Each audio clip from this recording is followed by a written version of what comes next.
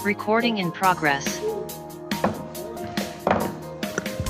I would like to call to order the Planning Commission meeting for February 7th.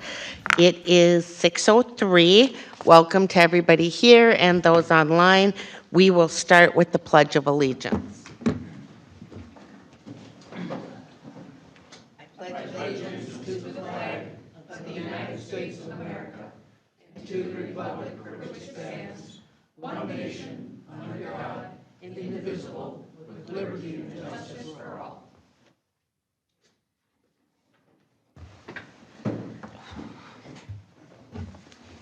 Item number 3 is the approval of the meeting agenda.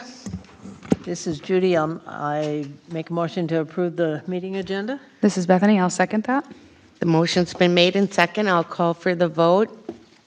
Judy, aye. Barb, aye. Bethany, aye. Robin, aye. Lynn, aye.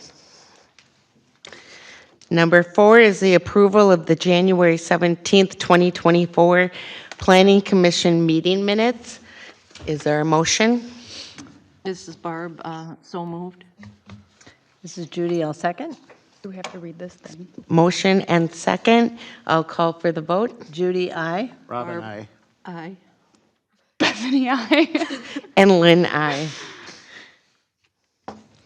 Item number 5 is the approval of the January 17th, it says 2023, but it should be 2024 public hearing minutes for LCI Landscaping, the PUD and CUP. This is Bethany. I motion to approve the January 17th public hearing minutes for LCI Landscapes PUD CUP with the addition of an acknowledgement stating that comments made regarding the site inspection were not related to this item, and therefore those statements are not considered in this discussion.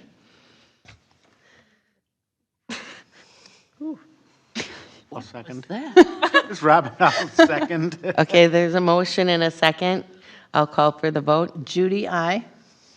Barb, aye. Bethany, aye. Robin, aye. And Lynn, aye. Item number 6 is the public hearing and discussion.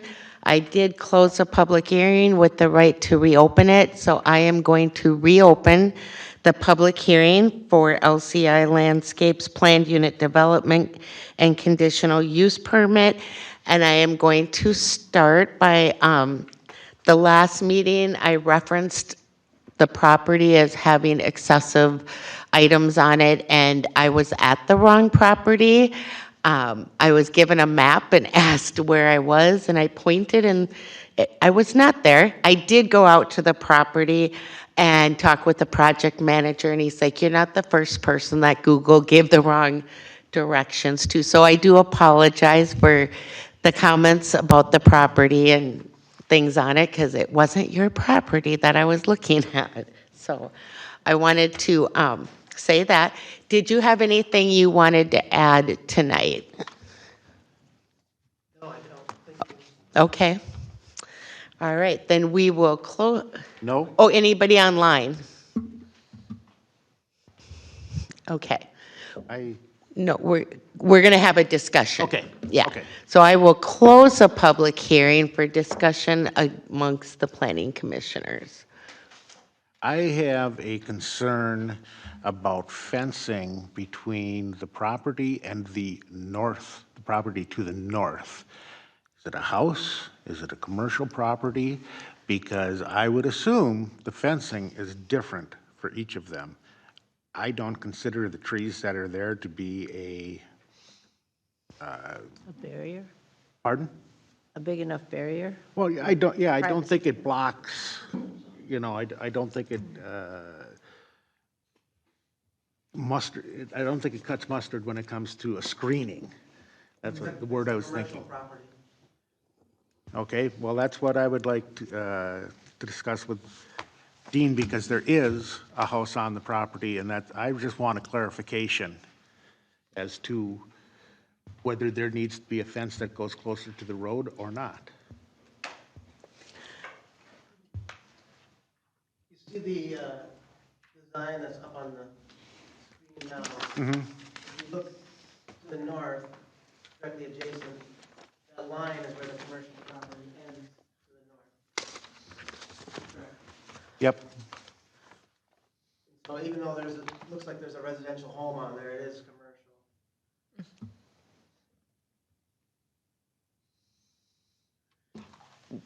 Where are you talking? Because we talked about the property in back. No, I'm talking one directly to the north of it. Right. Barb was out there with me, we were looking at it, and there's lots of Oh. smaller trees. It's from the front of what would be the house there now to the road. That area in there, there is not really a screening. And my question is, because I don't want this to come back and get us later, is are we truly treating that property only as a commercial property? Because if we're treating it as a residential property, different screening, I would assume, would be in order. No, it is commercial property, and that's one thing I brought up. On the application, it is mistakenly says residential, and this property is commercial. When they bought it, it was commercial, and it's still commercial. So it's not being used as residential. One of the things that I did ask the property manager when I was there, I said, I think it's nice that we're getting new people on Lake Drive, and they're taking pride in making it look nice. And his response was, we're a landscaping business, so it's going to look nice because that's what we do. I have no doubts about that Yeah, whatsoever. so I was highly encouraged by that it is going to look nice, and I just wanted to make sure that it can't come back and get us later and they say, well, we do live here, this is a house, and then. no, suddenly nobody decide lives that- there. Nobody lives in that? No, that's going to be their office. No. Oh, next Not to their it. property next door. That's There is a commercial. house there. Yeah, that's what he was concerned. I went Okay. out there with him, and there's a space where it's wide open, there's nothing. But he wasn't aware, and I didn't know if that house was considered commercial property. So if they have a problem with it, they're commercial property, so they're obligated to screen also. Yes. So Okay. that's what he was Yes. concerned about, That right? Yeah, relieves all of my concerns, Right. absolutely. Yep. That's what I needed to know. okay. I do have one thing that I would like to add to the conditions, and it's already, it says contingent on the installment of a compliant SSTS by August 1st, 2024. I would like to put that as December 31st, 2024, and then also add that the building will be done as well by December 31st, 2024. It will probably be done sooner, they're hoping it is, but just to give a little bit of leeway, because, septic system people are backed up right now, and to make sure that everything gets done. So I would like to add that the building be done as well as the septic system by December 31st, 2024. Okay, that condition can definitely be added and those dates can be changed. Okay. Yep. I would also like to say, in your packets, there is a letter from our building official, Carissa, regarding this SSTS. After our conversation last meeting, I was directed to talk to her about some stuff. We did discover that it was non-compliant, but there was some lack of follow-through on our part back when the property was bought. And we instructed the owners to get a plan together to bring that septic into compliance by this meeting. I said, at least show some proof that you're looking for it.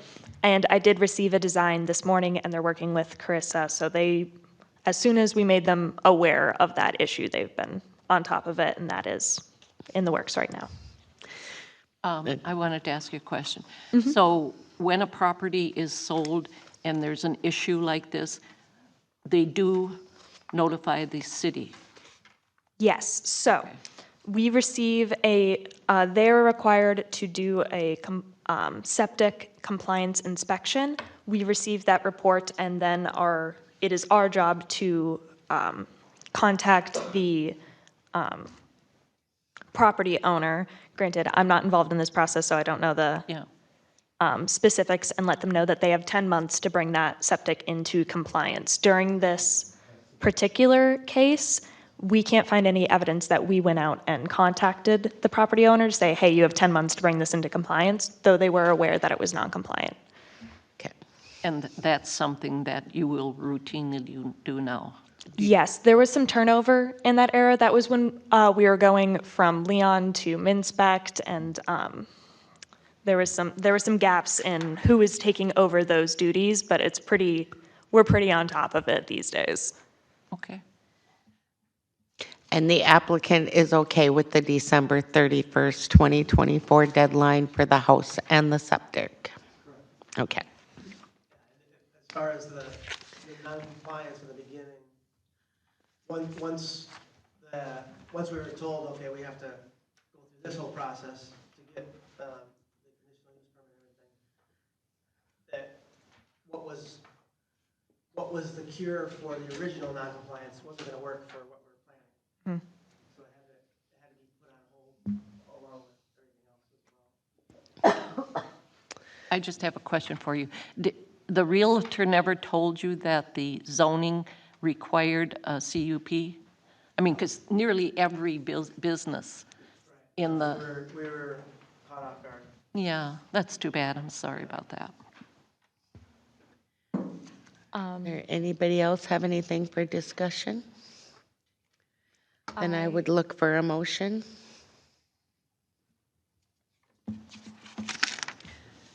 I'll do that. Okay. I'll make a motion to approve the,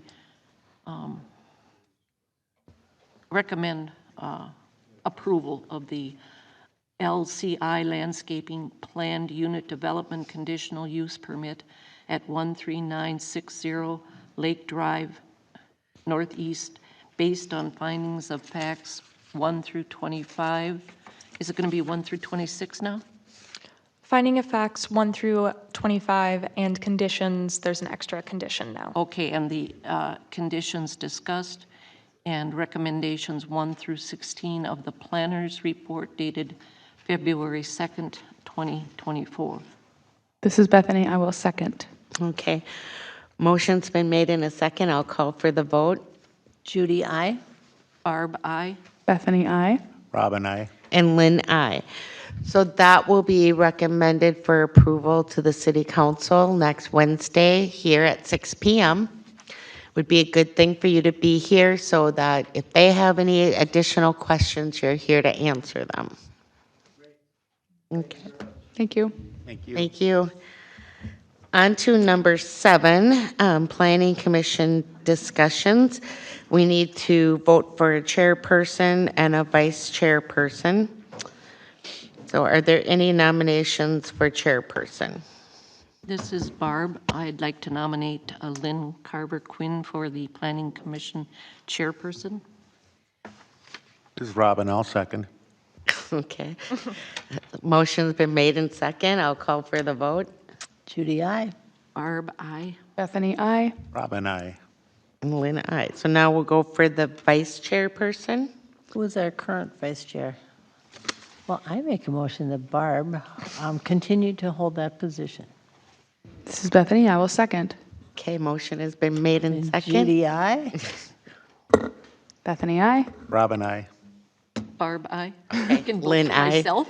Yes, you did. Okay. So the chairperson and vice chairperson will stay the same for another year. Open forum. Does anybody in the audience have anything they'd like to say online? Planning Commissioners report. I just want to have you make notice that I asked Eleanor to put a schedule in here. The only change is June 19th is a Wednesday, and that is a holiday. So we will meet on Tuesday, the 18th. Yes, and I do have copies of all of the meeting dates printed out for you guys. I just didn't remember until right now for you guys to pick up. Okay. Just so everybody is aware, does anybody else have anything they'd like to? Who's in charge of the swings in the park? Because one of them's broken. Is that like who's the park board? What's the park board? How do they find out about those things? Park board. I do not handle the park board, but Lori does. Lori and I will does. let Lori know. Okay, that- great. That there is a broken swing. Perfect. We'll let Public Works know tomorrow and Oh, address that it immediately. Okay. The boys will go out and fix it. 18th is a Tuesday.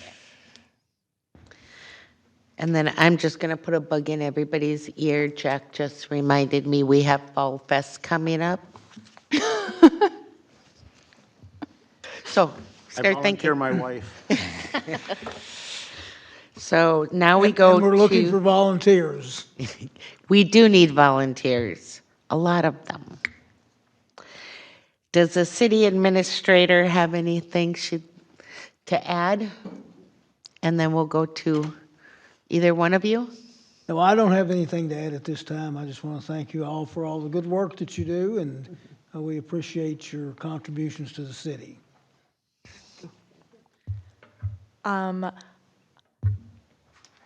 No, I don't have anything. Nothing at this Microphone. time. Had to think about it. Then I would look for a motion to adjourn the meeting. This is Judy. I'll make a motion to adjourn. This is Bethany. I'll second. Motion made and second. I'll call for the vote. Judy, aye.